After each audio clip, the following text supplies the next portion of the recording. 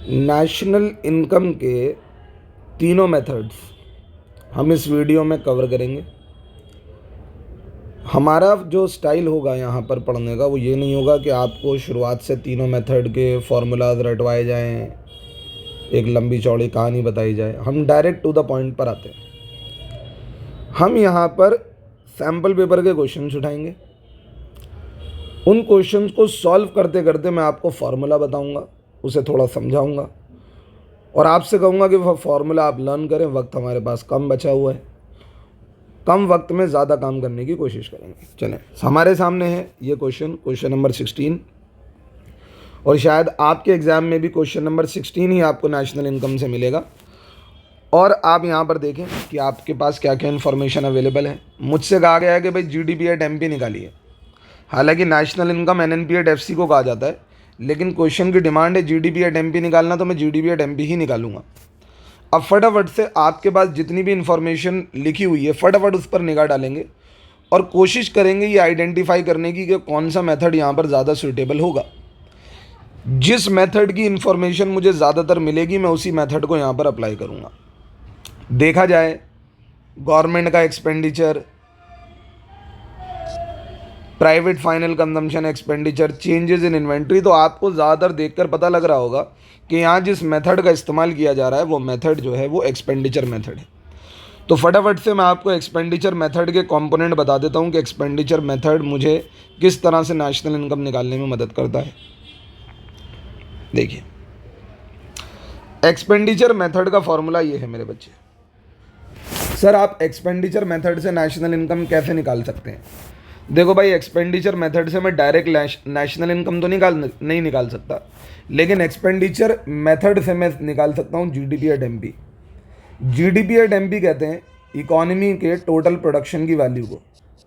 Economy में जितना भी टोटल प्रोडक्शन हो रहा है उसकी वैल्यू को ही GDP एट MP कहा जाता है। तो सर फिर भी आप प्रोडक्शन की वैल्यू एक्सपेंडिचर से कैसे निकाल सकते हैं? भाई एक बात बताइए, एक्सपेंडिचर होता किस पर है? गुड्स एंड सर्विसेज पर। अगर आप इकोनॉमी के टोटल एक्सपेंडिचर का टोटल कर लेंगे तो एक तरीके से आपने वो एक्सपेंडिचर टोटल कर लिया जो गुड्स एंड सर्विसेज पर हुआ है, और गुड्स एंड सर्विसेज का जो प्रोडक्शन है वो आपको उससे अंदाज़ा लग जाएगा। तो बेसिकली एक्सपेंडिचर जोड़ने का मकसद मेरा यहाँ पर ये है कि मैं प्रोडक्शन की वैल्यू यानी GDP एट MP निकाल सकूँ। सर इकोनॉमी में प्रोडक्शन कितने तरीके के गुड्स पर होता है? दो तरीके के गुड्स आपकी इकोनॉमी में प्रोड्यूस होते हैं, कंज्यूमर गुड्स और कैपिटल गुड्स। कंज्यूमर गुड्स पर किया गया खर्चा कंजम्पशन एक्सपेंडिचर कहलाता है। कंज्यूमर गुड पर किया गया खर्चा कंजम्पशन एक्सपेंडिचर कहलाता है। कैपिटल गुड पर किया गया खर्चा इन्वेस्टमेंट एक्सपेंडिचर कहलाता है। इसका मतलब ये हुआ कि अगर मैं कंजम्पशन एक्सपेंडिचर और इन्वेस्टमेंट एक्सपेंडिचर को जोड़ दूं तो मुझे मेरा टोटल एक्सपेंडिचर मिल जाएगा, और अगर मुझे मेरा टोटल एक्सपेंडिचर मिल गया तो इसका मतलब मुझे मेरा GDP एट MP मिल गया। तो ये जितने भी कंपोनेंट लिखे हुए हैं, क्या इसमें कंजम्पशन एक्सपेंडिचर और इन्वेस्टमेंट एक्सपेंडिचर को ही जोड़ा गया है? बिल्कुल। देखें भाई, कंजम्पशन एक्सपेंडिचर दोनों कंजम्पशन एक्सपेंडिचर ही हैं। सर कंजम्पशन एक्सपेंडिचर दो क्यों है? असल में क्या है मेरे बच्चे, कंज्यूमर अपने लिए खुद भी खर्चा कर रहा है और कंज्यूमर के लिए कभी कभी गवर्नमेंट भी खर्चा कर रही है। LPG सिलेंडर आप यूज़ कर रहे हैं लेकिन उसकी सब्सिडी की पेमेंट गवर्नमेंट दे रही है। इलेक्ट्रिसिटी आप यूज़ कर रहे हैं लेकिन उसकी सब्सिडी की पेमेंट गवर्नमेंट दे रही है। तो कंजम्पशन एक्सपेंडिचर अपने लिए आप खुद भी कर रहे हैं तो वो प्राइवेट फाइनल कंजम्पशन एक्सपेंडिचर है, गवर्नमेंट कर रही है तो गवर्नमेंट फाइनल कंजम्पशन एक्सपेंडिचर है। दोनों को जोड़कर कंजम्पशन एक्सपेंडिचर ही बनेगा। ठीक है जी। दूसरा खर्चा कौन सा था? Investment expenditure. अब इन्वेस्टमेंट एक्सपेंडिचर कौन कर रहा है भाई? बिजनेस करने वाला कर रहा है।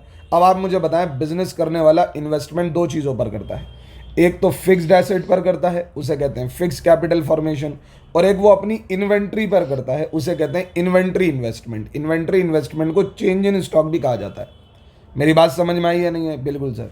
भाई आप अगर बिजनेस चलाते हैं तो आप एक दुकान खरीदेंगे, तो दुकान खरीदना क्या हुआ? Fixed investment. और फिर माल खरीदेंगे बेचने के लिए, तो वो माल खरीदना क्या हुआ? Inventory investment. तो अगर आपका इन्वेस्टमेंट एक्सपेंडिचर जानना है तो फिक्स्ड कैपिटल फॉर्मेशन और चेंज इन स्टॉक दोनों को जोड़ना पड़ेगा। सर ये फिक्स्ड कैपिटल फॉर्मेशन के बाद शुरुआत में ग्रॉस क्यों लगा हुआ है? फिक्स्ड एसेट में डेप्रीसिएशन जुड़ा हुआ होता है, तो अगर आपने उस डेप्रीसिएशन, जब आपने एसेट खरीदा तो एसेट खरीदते ही तो डेप्रीसिएशन नहीं लग गया ना। इस वजह से जब एसेट को खरीदा जाता है, उस पर खर्चा किया जाता है, तो खर्चा जब उस पर किया जाता है तो उसमें डेप्रीसिएशन उस वक्त माइनस नहीं होता, डेप्रीसिएशन साल के एंड में आके माइनस होता है। इस वजह से उसमें डेप्रीसिएशन जुड़ा हुआ रहता है पहले से, तो इसी वजह से इसे हम ग्रॉस कह रहे हैं।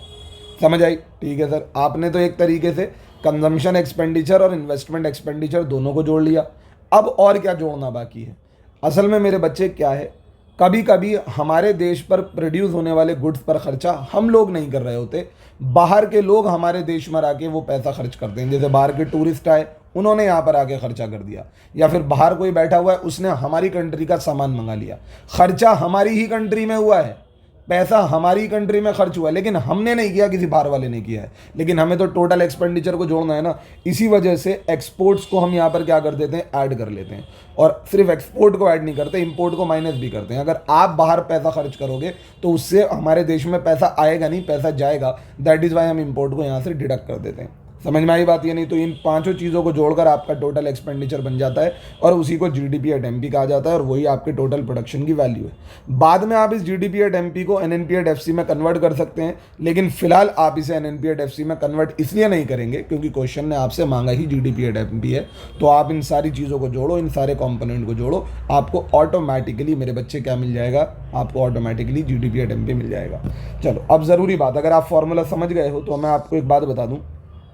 अगर मैं फिक्स्ड कैपिटल फॉर्मेशन और चेंज इन स्टॉक दोनों को जोड़ दूं तो ये कहलाता है ग्रॉस डोमेस्टिक कैपिटल फॉर्मेशन। यानी फिक्स्ड बीच में से हट जाता है, इन दोनों को जोड़कर फिर ये बन जाता है ग्रॉस डोमेस्टिक कैपिटल फॉर्मेशन। बेटा, ग्रॉस डोमेस्टिक कैपिटल फॉर्मेशन के दो हिस्से थे, एक था फिक्स्ड और एक था इन्वेंट्री। अगर मुझे क्वेश्चन में directly gross domestic capital formation ही दे दिया जाए तो फिर मैं फिक्स्ड कैपिटल फॉर्मेशन और चेंज इन स्टॉक को अलग अलग करके नहीं लिखूंगा, एक साथ ही लिख दूंगा। ठीक है, जरा क्वेश्चन पढ़ना स्टार्ट करते हैं। मेरे पास क्या क्या इन्फॉर्मेशन अवेलेबल है मैं यहाँ पर देख लेता हूँ। हाँ जी, सबसे पहले मुझे चाहिए होता है प्राइवेट कंजम्पशन एक्सपेंडिचर। क्या ये क्वेश्चन में मौजूद है? बिल्कुल मौजूद है सर, ये देखिए। दूसरा मुझे चाहिए होता है गवर्नमेंट फाइनल कंजम्पशन एक्सपेंडिचर, बिल्कुल ये क्वेश्चन में मौजूद है। Gross domestic fix capital formation, क्या मेरे पास gross domestic fix capital formation है? सर, आपके पास क्वेश्चन में डायरेक्टली डोमेस्टिक कैपिटल फॉर्मेशन है, यानी इन दोनों का सम पहले से ही मौजूद है, लेकिन नेट करके मौजूद है। कोई बात नहीं, नेट का मतलब होता है डेप्रीसिएशन इसमें से माइनस हुआ, मैं डेप्रीसिएशन को दोबारा ऐड कर दूंगा तो ये बन जाएगा ग्रॉस डोमेस्टिक कैपिटल फॉर्मेशन। तो मेरे पास ये भी चीज़ मौजूद है। क्या आपके पास एक्सपोर्ट मौजूद है? सर बिल्कुल, नेट एक्सपोर्ट्स मौजूद है। तो इसका मतलब जो जो इन्फॉर्मेशन, जो जो फार्मूला की रिक्वायरमेंट है वो सारी इन्फॉर्मेशन यहाँ पर है। सर बाकी की इन्फॉर्मेशन का क्या करूँ? ओपनिंग स्टॉक, क्लोजिंग स्टॉक दे रखा है, क्या इससे चेंज इन स्टॉक नहीं निकालूँ?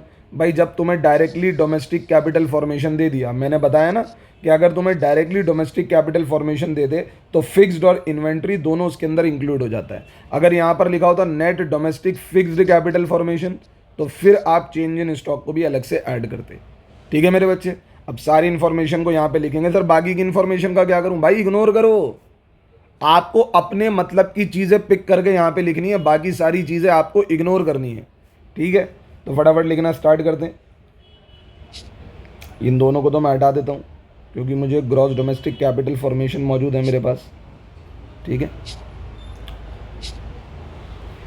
हाँ जी। क्या मेरे पास प्राइवेट फाइनल कंजम्पशन एक्सपेंडिचर है? बिल्कुल है। कितने का है? 1200 रुपये का, लिख दीजिए।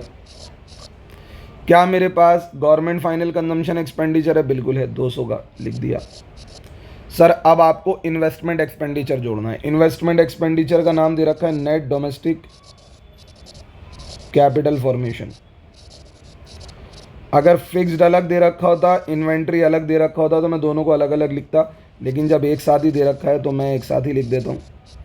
लेकिन सर वो ना ग्रॉस वाला होता है, आपने को क्वेश्चन में नेट वाला दे रखा है, तो एक काम करो डेप्रीसिएशन को यहाँ ऐड कर दो, ताकि डेप्रीसिएशन ऐड करने के बाद वो ग्रॉस डोमेस्टिक कैपिटल फॉर्मेशन में कन्वर्ट हो जाए।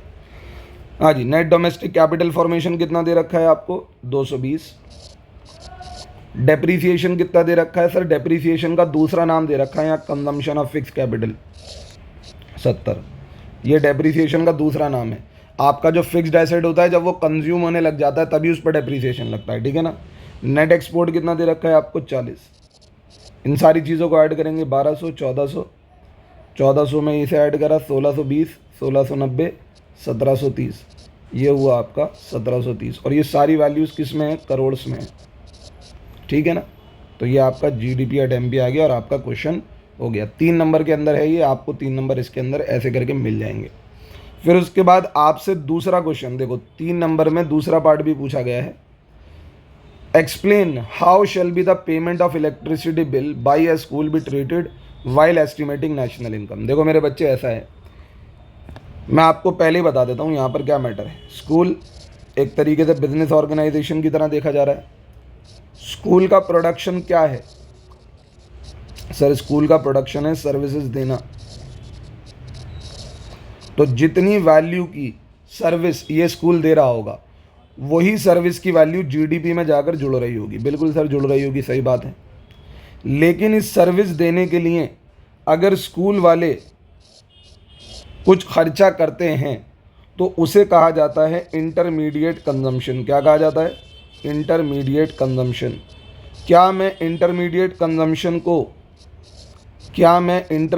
कंजम्पशन को नेशनल इनकम में इंक्लूड करता हूँ? नहीं, इंटरमीडिएट कंजम्पशन को मैं इंक्लूड नहीं, एक्सक्लूड करता हूँ, क्योंकि मुझे डबल काउंटिंग नहीं चाहिए। आप सबको मालूम होना चाहिए कि इंटरमीडिएट कंजम्पशन जो है वो ऑलरेडी इस सर्विस की वैल्यू में जुड़ी हुई है। भाई एक सोच समझ के मुझे एक बात बताना, आपके स्कूल वाले अगर आपसे कह रहे हैं कि भाई हमको 10,000 रुपये महीना दो, तो ये 10,000 रुपये महीना जाकर जीडीपी में जुड़ेगा ना, क्योंकि इस 10,000 रुपये के अंदर स्कूल वालों की जितनी कॉस्ट होगी वो सब इसके अंदर क्या हो चुकी होगी, इंक्लूड हो चुकी होगी। इलेक्ट्रिसिटी का खर्चा, बस की फीस का खर्चा, जो भी खर्चे, टीचर्स की सैलरी का खर्चा, सब इस 10,000 में ऐड हुआ है। और फिर स्कूल वाले आपसे आपका प्रॉफिट भी ले रहे होंगे, हाँ या ना? मेरी बात समझ आई या नहीं है? अब बिजली विभाग वाला क्या कहता है, इलेक्ट्रिसिटी वाला क्या कहता है, वो कहता है भाई हमने इतने की इलेक्ट्रिसिटी सप्लाई करी है ना, हमने मतलब 5,000 करोड़ की इलेक्ट्रिसिटी सप्लाई करी है, तो इसे जीडीपी में जोड़ो। अबे भाई क्यों जोड़ो? तुम जो इलेक्ट्रिसिटी सप्लाई कर रहे हो, जिन लोगों को सप्लाई कर रहे हो, वो लोग तुम्हारी इलेक्ट्रिसिटी को यूज़ कर रहे हैं एज अ रॉ मटेरियल, और उससे एक प्रोडक्ट तैयार कर कर मार्केट में दे रहे हैं, और उनके प्रोडक्ट की वैल्यू में तुम्हारी इलेक्ट्रिसिटी की कंजम्पशन ऑलरेडी जुड़ी हुई है। अब तुम कहोगे तुम्हारी इनकम को भी जीडीपी में जोड़ा जाए और इन लोगों की इनकम को भी जीडीपी में जोड़ा जाए जिन्होंने तुम्हारी इलेक्ट्रिसिटी की कॉस्ट को अपनी वैल्यू में ऑलरेडी जोड़ लिया है, तो फिर तो तुम्हारी वैल्यू जो है वो डबल काउंट हो जाएगी, नहीं हो जाएगी? स्कूल वाले भी इलेक्ट्रिसिटी के खर्चे को अपनी इनकम में जोड़कर बता रहे हैं, अपनी वैल्यू में जोड़ के बता रहे हैं, और इलेक्ट्रिसिटी विभाग जो है वो अलग से अपनी कह रहा है कि हमारी भी जीडीपी में जोड़ो। तो नहीं भैया, इसको ऐसा जोड़ेंगे तो इससे डबल काउंटिंग होने लग जाएगी, और डबल काउंटिंग की वजह से जीडीपी अननेसेसरी बढ़ती हुई नजर आएगी। मेरी बात समझ आई या नहीं आती? नहीं आती। चलो भाई एक एग्जाम्पल और दे देता हूँ मैं तुम्हें। एक है मिस्टर ए और एक है मिस्टर बी। मिस्टर ए ने मिस्टर बी को 100 रुपये का सामान बेचा, मिस्टर बी ने उसमें 50 रुपये का प्रॉफिट लगाकर उसे 150 रुपये का बेच दिया आगे, ठीक है जी, इसे सेल कर दिया और इसे कंज्यूमर ने कंज्यूम कर लिया। अब मिस्टर ए कहते हैं कि भाई मैंने 100 रुपये की सेल करी है तो मेरी वजह से 100 रुपये की जीडीपी बढ़ी है। ये कहते हैं मेरी वजह से 150 रुपये से जीडीपी बढ़ी है, तो इसका मतलब तो ये हुआ 250 रुपये की जीडीपी हो गई। नहीं भाई, जो मिस्टर बी हैं इन्होंने ऑलरेडी तुम्हारे 100 रुपये को अपने अंदर इंक्लूड करके बता दिया है। तुम्हारा 100 रुपये जीडीपी में इंक्लूड नहीं होगा। अगर तुम्हारा भी 100 रुपये जीडीपी में इंक्लूड करने लग जाएंगे तो डबल काउंटिंग होने लग जाएगी। सेम यही बात मैं आपको यहाँ समझाने की कोशिश कर रहा था ऊपर। समझ में आई बात? ये नहीं। अब 3 नंबर में सर लिखें क्या? आप सबसे पहले तो ये बोलेंगे payment of electricity bill by a school will not be recorded in, will not be considered, या विल नॉट बी इंक्लूडेड, या विल बी एक्सक्लूडेड, कुछ भी लिख दिए। Will not be considered, will not be included, या will be excluded in the estimating of national income. समझ में आ गई बात ही नहीं? एक तो पहला आंसर आपका ये हो गया, पहला पॉइंट, पहली बुलेट ये हो जानी चाहिए। दूसरी बुलेट में आप लिखें payment of electricity bill is considered as intermediate consumption. Electricity bill की पेमेंट को एक क्या नाम है, इंटरमीडिएट कंजम्पशन माना जाएगा, ठीक है। तीसरा पॉइंट आप क्या लिखेंगे? आप बताएंगे intermediate consumption will result into double counting, ये एक डबल काउंटिंग का रिजल्ट बन जाएगा अगर मैंने इसे जीडीपी में इंक्लूड कर लिया। देखा भाई, तीनों बातें बताकर आपको 3 नंबर यहाँ पर मिल जाएंगे। तो आपको होप सो मेरी बात ये अच्छे से समझ में आई हो। ठीक है, तो आपको मैंने एक क्वेश्चन एक्सपेंडिचर मेथड का करा दिया और फिर एक क्वेश्चन मैंने ऐसा करा दिया जिसके अंदर आपको स्टेटमेंट का आंसर देना था। चलें जी, ज़रा यहाँ पर देखें। यहाँ पर आपको निकालने को बोला गया है एनडीपी एट एफसी। क्या निकालने को बोला गया है भाई? NDP at FC. सर कौन सा मेथड लगाऊं? प्रोडक्शन मेथड लगाऊं। प्रोडक्शन मेथड का दूसरा नाम क्या होता है? Value added method. Sir production method यानी वैल्यू एडेड मेथड लगाऊं, इनकम मेथड लगाऊं या फिर एक्सपेंडिचर मेथड लगाऊं? भाई क्वेश्चन को पहले पढ़ लो, फिर अपने हिसाब से लगाना। क्वेश्चन को पढ़कर सेल्स नजर आ रही है, opening stock, closing stock, intermediate cost, ऐसी ऐसी चीज़ें नज़र आ रही हैं। सर ये तो वैल्यू एडेड मेथड में यूज़ होता है। हाँ बेटा, वैल्यू एडेड मेथड हम यहाँ पर लगा सकते हैं। ठीक है जी, ज़रा वैल्यू एडेड मेथड का फॉर्मूला लिखते हैं पहले तो हम। GVA एट MP, या तो ये बोलते हैं या GDP एट MP। जब आप वैल्यू एडेड मेथड का फॉर्मूला लगाते हैं ना, यानी प्रोडक्शन मेथड का फॉर्मूला लगाते हैं, तो उससे भी आपको GDP ही मिलता है, डायरेक्ट नेशनल इनकम नहीं मिलता। क्योंकि प्रोडक्शन मेथड का फॉर्मूला लगाओगे तो जाहिर सी बात है प्रोडक्शन की वैल्यू ही मिलेगी। ठीक है सर, क्या फॉर्मूला होता है? देखो सबसे पहले तो सभी की सभी फॉर्म्स अपने आपको क्या बताएंगी? आउटपुट की वैल्यू बताएंगी, वैल्यू ऑफ आउटपुट। जैसे यहाँ पर ये थे ना mister A mister B. Mister A ने कहा था कि भाई मैंने 100 रुपये का प्रोडक्शन किया है, मिस्टर बी ने कहा मैंने 150 का प्रोडक्शन किया है, दोनों मिलाकर प्रोडक्शन कितने का हो गया? 250। तो जब भी आप प्रोडक्शन मेथड लगाने जाएंगे तो सबसे पहले आपको आउटपुट की वैल्यू सारी फॉर्म्स की जोड़कर लिख लेनी होगी। सर सारी फॉर्म की आउटपुट की वैल्यू कैसे जोड़ें हम? सबका प्रोडक्शन पता करोगे उन्होंने कितना कितना प्रोडक्शन किया है, तो सर हमें उनका प्रोडक्शन कैसे पता लगेगा? भाई देखो उन्होंने सेल्स कितनी करी और देखो उनके पास स्टॉक में कितना पड़ा हुआ है। जो उन्होंने सेल करी हैं और जितने से उनका स्टॉक बढ़ा है उतना ही उन्होंने क्या किया होगा? प्रोडक्शन किया होगा। ठीक है सर, बहुत बढ़िया, पता लग गया। और क्या करूं सर? अब इंटरमीडिएट कॉस्ट को माइनस कर दो। सर इंटरमीडिएट कॉस्ट को क्यों माइनस करूं? यार एक बात बताओ, अभी अभी मैंने समझाया था, मिस्टर ए कह रहा है मैंने 100 रुपये का GDP में कंट्रीब्यूशन किया, मिस्टर बी कहता है मैंने 150 का किया, टोटल मिलाकर 250 हो गया। लेकिन आप अच्छे से जानते हैं इस 250 के अंदर ये जो 100 है 2 बार इंक्लूड हो रहा है, क्योंकि 100 जो है वो मिस्टर ए ने भी बनाया और वही 100 मिस्टर बी के पास भी है। लेकिन मिस्टर ए के पास जब ये 100 रुपये का प्रोडक्शन था तो ये फाइनल गुड नहीं था, ये एक इंटरमीडिएट गुड था। ये intermediate good as a raw material इसने यूज़ किया। तो अगर इसको 2 बार इंक्लूड कर लिया जाएगा तो डबल काउंटिंग होगी नहीं होगी। इस वजह से 100 को माइनस करो ताकि पता लगे कि एक्चुअल प्रोडक्शन देश में सिर्फ 150 हुआ है। दैट इज़ वाई हम इंटरमीडिएट कॉस्ट को माइनस करते हैं ताकि डबल काउंटिंग ना हो जाए। तो अब यही चीज़ें आपको इस क्वेश्चन से ढूंढनी है। आप बताएं, आपको क्वेश्चन में सेल्स गिवन है, sales plus change in stock minus intermediate cost. Sir लेकिन हमसे तो निकालने के लिए कुछ और बोला है, हमसे बोला है एनडीपी एट एफसी निकालो। भाई तुम एक बात बताओ, वैल्यू एडेड मेथड लगा रहे हो ना, तुम निकाल क्या सकते हो? जीडीपी एट एमपी तो पहले निकाल लो भाई उसे, फिर बाद में उसे एनडीपी एट एफसी में कन्वर्ट कर देना। लड़ाई झगड़ा थोड़ी है। चलें भाई, सेल्स बताएं कितनी है? सेल्स है 2000 करोड़ की। चेंज इन स्टॉक बताएं, क्लोजिंग और ओपनिंग। क्लोजिंग है हमारा 100 और ओपनिंग है हमारा 200। तो यानी अगर मैं क्लोजिंग में से ओपनिंग माइनस करूं तो स्टॉक बढ़ा नहीं है, घटा है। तो चेंज इन स्टॉक नेगेटिव में आएगा और वो आएगा -100। अगर आप 100 में से 200 माइनस करेंगे तो -100 बचेगा। इंटरमीडिएट कॉस्ट आपकी 1000 है। 2000 में से 100 माइनस करे 1900, 1900 में से 1000 माइनस करे 900 करोड़। कितना भाई? 900 करोड़। लेकिन ये एनडीपी एट एफसी नहीं है, ये जीडीपी एट एमपी है। सर लेकिन मुझे तो एनडीपी एट एफसी चाहिए था। तो कोई बात नहीं, आप बताएं, आपके पास जीडीपी एट एमपी है ना, तो आप इसे कन्वर्ट कर दें। ग्रॉस को नेट में कन्वर्ट करने के लिए डेप्रीसिएशन को माइनस करना पड़ता है। आप अपने पास जो इन्फॉर्मेशन है वहाँ डेप्रीसिएशन ढूंढिएगा और डेप्रीसिएशन माइनस कर दीजिएगा। ठीक है सर, मार्केट प्राइस को फैक्टर कॉस्ट पे ले जाने के लिए क्या करना पड़ता है? मार्केट प्राइस में क्या जुड़ा होता है? सर मार्केट प्राइस में ना टैक्स जुड़ा होता है, तो उस टैक्स को माइनस कर दो। सर सब्सिडी घटी हुई होती है तो उस सब्सिडी को दोबारा से ऐड कर दो। तो आपका market price already factor cost के बराबर पहुंच जाएगा, है ना। फैक्टर कॉस्ट कहते हैं प्रोडक्शन की वो वैल्यू जो प्रोड्यूसर ने तैयार करी थी, लेकिन जब मार्केट में बेचने गया तो या तो टैक्स लगाकर बेचना पड़ा या सब्सिडी घटाकर बेचनी पड़े। समझ आई बात या नहीं। तो मुझे मार्केट प्राइस नहीं, मुझे फैक्टर कॉस्ट चाहिए। तो अगर टैक्स लगा हुआ है तो टैक्स माइनस हो जाएगा और सब्सिडी घटी हुई है तो सब्सिडी ऐड हो जाएगी। तो जीडीपी एट एमपी हमारे पास कितना है मेरे बच्चे, जो अभी अभी हमने कैलकुलेट किया 900 करोड़ था। डेप्रीसिएशन का दूसरा नाम दे रखा है कंजम्पशन ऑफ फिक्स कैपिटल, वो कितना है यहाँ पर, ये है 50, ये माइनस हो जाएगा। इनडायरेक्ट टैक्स कितना है 150, ये माइनस हो जाएगा। सब्सिडी कितनी है यहाँ पर 20, इसको हम ऐड कर देंगे, है ना। 900 में से 200 माइनस करेंगे 700, 20 ऐड करेंगे 720। ये जो मैं आपको क्वेश्चन करा रहा हूँ ये आपके एग्जाम पर्पस के लिहाज से करा रहा हूँ। इसमें एक्सप्लेनेशन मैं उतनी दे रहा हूँ जितनी आपको ज़रूरत है कि कम वक्त में ज़्यादा काम हो जाए आपका, ठीक है भाई। चलें, तो एक क्वेश्चन हमने एक्सपेंडिचर मेथड से कर लिया और एक क्वेश्चन हमने प्रोडक्शन मेथड से कर लिया।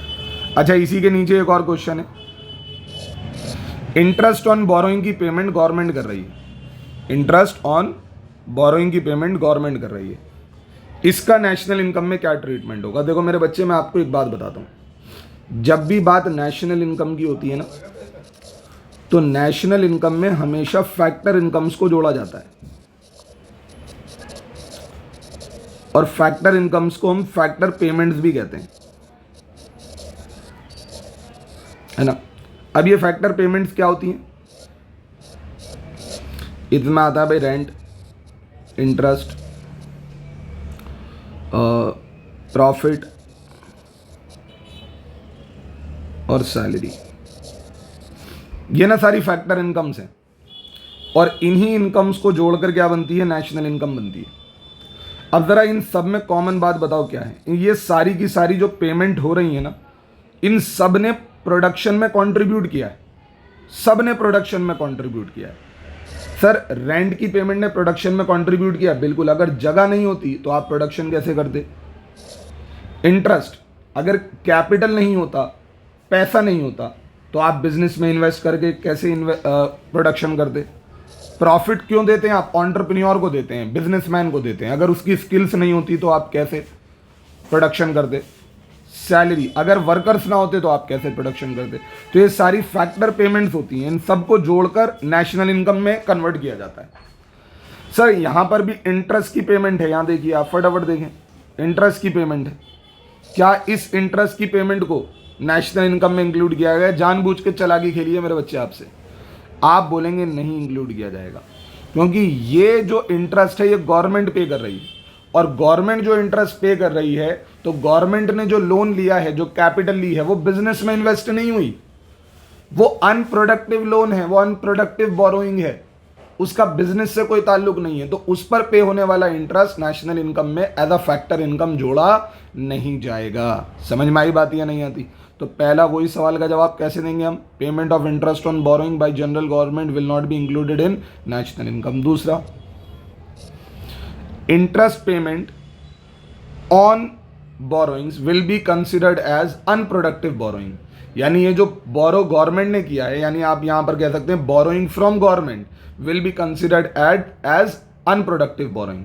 और फिर तीसरे पॉइंट में आप क्या लिखेंगे, तीसरे पॉइंट में आप लिखेंगे unproductive borrowing will not B contribute to the production of the economy, hence the payment of interest will not be included in the national income। ले देके तीन बातें लिखनी है, पहले में मना करना है कि इंक्लूड नहीं होगा, दूसरे में बताना है कि यहाँ पर जो कैपिटल ली गई है वो एक तरीके की अनप्रोडक्टिव बोरोइंग है, तीसरे पॉइंट में बेसिकली आपको क्या बताना है, तीसरे पॉइंट में आप ये बता सकते हैं कि इस इंटरेस्ट को मैं फैक्टर इनकम नहीं मान सकता, क्योंकि ये फैक्टर इनकम इसलिए नहीं है क्योंकि ये बोरोइंग बिजनेस के प्रोडक्शन में इस्तेमाल नहीं हो रही, ये अनप्रोडक्टिव बोरोइंग है। समझ आई बात या नहीं आती? जी सर समझ में आई। तो मैंने बेसिकली आप लोगों को अभी दो फुल फ्लेज मतलब प्रैक्टिकल क्वेश्चन करा दिए और दो स्टेटमेंट वाले क्वेश्चन करा दिए। सर एक इनकम मेथड से भी एक क्वेश्चन अगर हो जाता तो बहुत बढ़िया रहता। चलो भाई इनकम मेथड से भी ढूंढते हैं, इनकम मेथड से भी एक क्वेश्चन देखते हैं, ट्राई करते हैं। बेटा इनकम मेथड का क्वेश्चन करने से पहले ना हम एक काम कर लेते हैं, हम इनकम मेथड का फॉर्मूला पहले समझ लेते हैं।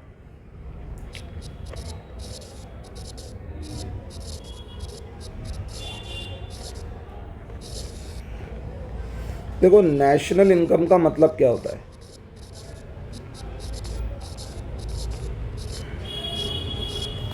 नेशनल इनकम का मतलब होता है sum total of factor incomes. अगर सारी फैक्टर इनकम्स का सम कर दिया जाए तो उसे नेशनल इनकम कहेंगे। लेकिन इसके साथ एक शर्त ये भी है, earned by normal residents, earned by normal residents. यानी मुझे फैक्टर इनकम को टोटल करके लिखना है, वो नेशनल इनकम कहलाएगी। और दूसरी चीज़, वो इनकम नॉर्मल रेसिडेंट्स द्वारा कमाई जानी चाहिए। अगर ये दो शर्तें पूरी हो जाती हैं तो फिर हम इनकम मेथड की मदद से नेशनल इनकम निकाल सकते हैं। अब पहला सवाल ये आता है कि सर फैक्टर इनकम क्या होती है? देखो बेटा, इनकम दो पार्ट में डिवाइड करो। एक को कहते हैं ट्रांसफ़र इनकम और एक को कहते हैं फैक्टर इनकम। और सुनो, दोनों तरीके से इंसान पैसा कमाता है आज के टाइम पे। ट्रांसफ़र इनकम से भी कमा सकता है, फैक्टर इनकम से भी कमा सकता है। लेकिन नेशनल इनकम में सिर्फ कौन सी इंक्लूड होगी? फैक्टर इनकम इंक्लूड होगी। और दूसरी चीज़, फैक्टर इनकम के साथ साथ आप रेसिडेंट भी होने चाहिए। क्या होने चाहिए? रेसिडेंट भी होने चाहिए। फैक्टर इनकम कमाई होनी चाहिए और आप रेसिडेंट होने चाहिए। आप रेसिडेंट तब कहलाते हैं जब आप 180 दिन या उससे ज़्यादा इंडिया के अंदर स्टे करते हैं। अगर आपका स्टे 180 या उससे ज़्यादा दिन है इंडिया के अंदर तो आपको इंडिया में रेसिडेंट कंसिडर कर लिया जाता है। वैसे तो रेसिडेंट देखने के लिए बहुत सी शर्तें हैं, लेकिन अभी मैं आपको बेसिक सी बात बता रहा हूँ, ठीक है? तो दो चीज़ें हैं, अगर आपने फैक्टर इनकम कमाई है और आप एक नॉर्मल रेसिडेंट हैं तो आपकी कमाई हुई इनकम को नेशनल इनकम में इंक्लूड किया जाएगा। लेकिन सर इनकम फैक्टर इनकम कब कहलाती है? देखो मेरे बच्चे, होता ये है, हमारे देश में दो सेक्टर हैं, हाउस होल्ड सेक्टर और firm. House hold sector firm को लैंड, लेबर, कैपिटल, एंटरप्रेन्योरशिप, ये सारी सुविधाएं देता है। अच्छा सर, अगर ये सुविधाएं फर्म को ना मिलें तो फर्म प्रोडक्शन नहीं कर सकता। भाई हाउस होल्ड के पास जगह है, फर्म को बिजनेस करना है, तो हाउस होल्ड रेंट पर वो जगह फर्म को दे देता है। सर हाउस होल्ड फर्म को वर्कर्स प्रोवाइड करता है, लेबर प्रोवाइड करता है, तो फर्म बदले में वेजेस दे देती है। हाउस होल्ड फर्म को कैपिटल दे देता है, पैसा बैंक में रख देता है, बैंक वाले फर्म्स को दे देते हैं लोन के फॉर्म में, या फिर हम लोग खुद स्टॉक मार्केट के थ्रू कंपनीज में पैसा इन्वेस्ट कर देते हैं। यानी हाउस होल्ड बिजनेस को कैपिटल दे रहा है, बदले में उस कैपिटल के बदले फर्म क्या पे करती है? इंटरेस्ट। आप बैंक में जब पैसा रखवाते हैं अपना और बैंक आपका पैसा आगे देता है तो फर्म को इंटरेस्ट ही तो पे करना पड़ता है उस जो कैपिटल उन्होंने उधार लिए। एंटरप्रेन्योरशिप, हाउस होल्ड का एक पर्सन बिजनेस में जाकर ओनर बनता है और ओनर को जाकर अपनी मैनेजरियल स्किल्स प्रोवाइड करता है, तभी बिजनेस प्रॉफिट कमा पाता है। तो फिर फर्म उसके बदले उसे क्या देती है? प्रॉफिट देती है। समझ में आई बात या नहीं आती? तो इसका मतलब ये हुआ फर्म को ये सारी पेमेंट्स करनी पड़ती हैं। समझ में आई बात या नहीं आती? सर लेकिन अगर खुद की ज़मीन हो तो रेंट नहीं देना पड़ेगा, खुद के वर्कर्स हो तो पैसे नहीं देने पड़ेंगे, खुद का पैसा हो तो इंटरेस्ट नहीं देना पड़ेगा, खुद की स्किल्स हो नहीं देना पड़ेगा प्रॉफिट किसी दूसरे को। शेयर होल्डर है ना, मार्केट में शेयर्स इशू करते हैं, फिर उन्हें डिविडेंड देना पड़ता है, प्रॉफिट बांटना पड़ता है, अब नहीं देना पड़ेगा। लेकिन एक बात ईमानदारी से बताओ, अगर देना पड़े, तुमने अपने सेल्फ ओन्ड इनपुट्स को इन्वेस्ट कर दिया, सेल्फ ओन्ड इनपुट्स को इन्वेस्ट कर दिया और आपको वो सारी चीज़ें पे नहीं करनी पड़ रही हैं। अब आप अपनी जगह से, फॉर एग्जांपल भाई आपके पास एक जगह थी, आप उसे किराए पर दे सकते थे 60,000 रुपये महीने के। समझ में आई बात? 60,000 रुपये के महीने के किराए पे दे सकते थे। आपने कहा मैं नहीं दे रहा, मैं खुद अपने बिजनेस में यूज़ करूँगा। आपने बिजनेस में यूज़ करके उसे 1 लाख रुपये का प्रॉफिट कमाया। आप अपने फादर के पास गए और कहते हैं 1 लाख रुपए का मुनाफा कमाया मैंने, आपके फादर बताऊं आपसे क्या कहेंगे? भाई 60,000 तो हम वैसे भी कमा लेते तेरे बिजनेस करे बगैर। तूने 60,000 नहीं कमाया, तूने सिर्फ 40,000 कमाया। तूने 1 लाख नहीं, तूने सिर्फ 40,000 कमाया, क्योंकि 60,000 तो हम वैसे ही कमा लेते। तो एक बिजनेस करने वाला जब अपने ही बिजनेस के अंदर अपना ही सामान यूज करता है तो उसे अपना एक्चुअल प्रॉफिट निकालते वक्त उस खर्चे को माइनस करना चाहिए जो वो उस चीज को इस्तेमाल करके कमा सकता था। समझ में आई बात? और उसी को हम कहते हैं मिक्स्ड इनकम। क्या कहते हैं? Mixed income. मिक्स्ड क्यों कह रहे हैं? क्योंकि इसमें सारी चीजें जुड़ जाती हैं। आप अपनी खुद की जगह, अपने खुद के वर्कर, अपना खुद का पैसा, अब सबके लिए अलग अलग पॉइंट तो बनेगा नहीं, तो इस वजह से क्या बोल दिया? Mixed income. मिक्स्ड इनकम का दूसरा नाम यह है self owned inputs. Self owned inputs पर जो पेमेंट हो रही है ना, अपने खुद के इनपुट्स के ऊपर जो पेमेंट हो रही है, उसी को हम मिक्स्ड इनकम कह रहे हैं यहाँ पर। समझ आई बात? नहीं, जैसे आपने 1 लाख रुपए का प्रॉफिट बताया तो आपके फादर ने कहा नहीं, प्रॉफिट 1 लाख का नहीं है, 40,000 का है, बाकी के 60,000 को यहाँ लिखो। 1 लाख यहाँ मत लिखो, बाकी के 60,000 को यहाँ लिखो। क्लियर हुआ या नहीं हुआ? बिल्कुल सर, समझ में आई बात। बहरहाल अगर मैं आप लोगों को इनकम मेथड से नेशनल इनकम का फॉर्मूला समझाऊं तो हमें क्या करना पड़ेगा? सबसे पहले इन पांचों चीज़ों को जोड़ना पड़ेगा। वेजेस को हम बोल देते हैं कंपनसेशन ऑफ एम्प्लॉइज,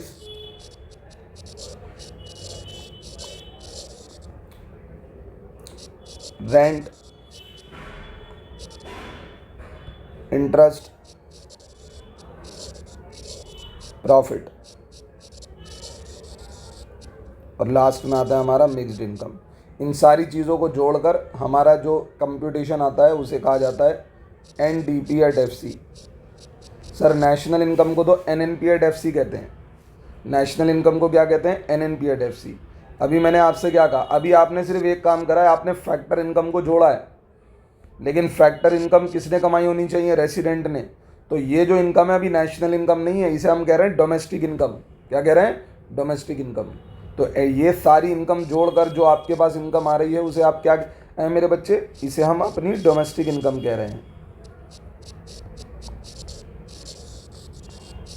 और आपका काम क्या है? इसी डोमेस्टिक इनकम को NNP/FC में कन्वर्ट करना।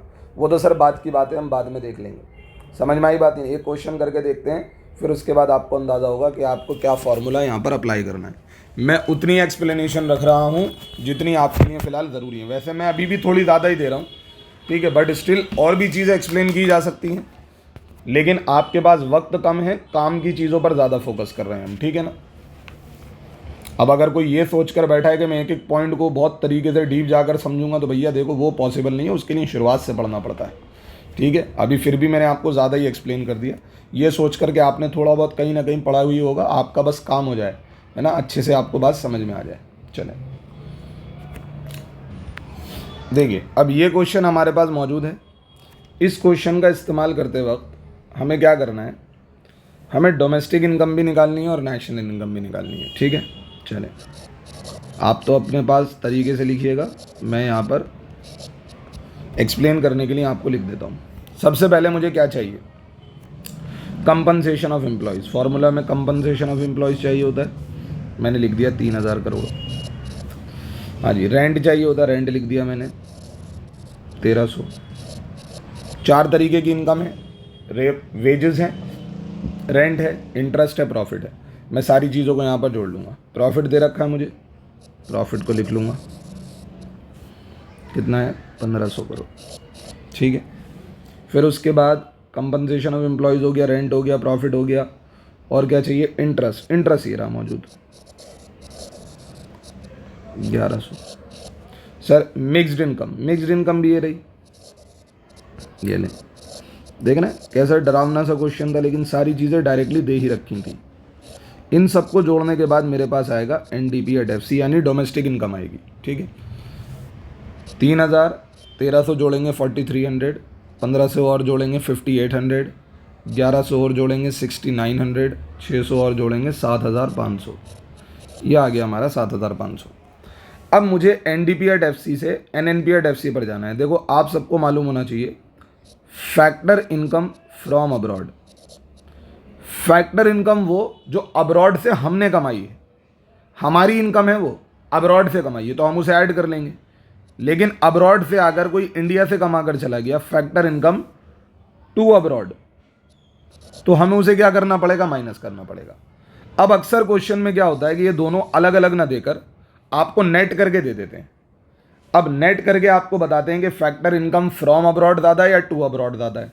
अगर फ्रॉम अब्रॉड ज़्यादा होगी तो जो नेट करके मुझे क्वेश्चन में दे रखा होगा तो मैं फ्रॉम अब्रॉड को ऐड ही करता हूँ, तो मैं उसे भी ऐड कर दूंगा। लेकिन अगर टू अब्रॉड वाली नेट करके ज़्यादा होगी तो मैं टू अब्रॉड को माइनस करता हूँ, मैं उसे भी माइनस कर दूंगा। लेकिन क्वेश्चन में मुझे क्या दे रखा है वो मैटर करता है। देखिए यहाँ बोला है एक्सेस, हाँ जी, दोनों में से कोई एक तो ज़्यादा है।